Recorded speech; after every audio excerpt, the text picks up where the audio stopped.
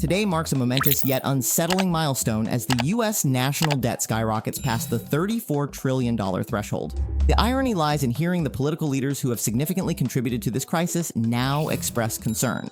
They are quick to assign blame while simultaneously positioning themselves as the solution to a problem they have exacerbated. Turning to the US debt clock, we see that our national assets total an impressive $189 trillion, encompassing $16.2 trillion in small business assets, $20.6 trillion in corporate assets, and a substantial $152.2 trillion in household assets.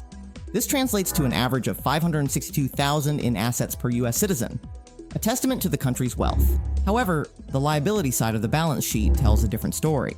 Social Security liability stands at $26.5 trillion, Medicare at $40.6 trillion, and the overwhelming unfunded liabilities are at $211.7 trillion.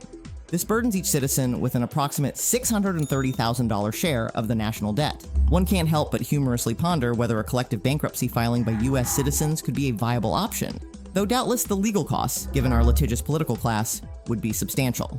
As an asset-based lender, if presented with such a balance sheet for a loan, my first reaction would be to question the competency of the governing body managing these finances. In the private lending sector, where a minimum post-equity position of 30% is standard, the current state of the US economy would be far from qualifying for further lending.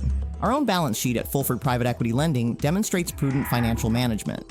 Our total debt is less than 8% of our assets, short-term obligations are consistently cleared monthly, and our long-term obligations are structured over 30 years with interest rates between 2.5% and 3.25%. Importantly, all our loans are funded through internal liquidity, not additional debt, reflecting a stark contrast to the current approach of the US government, which has heavily relied on debt for consumption.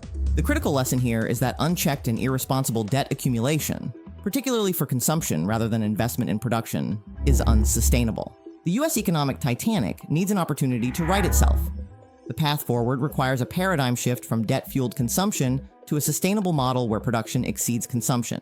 As a lender, I am acutely aware of the dire consequences of failing to correct course.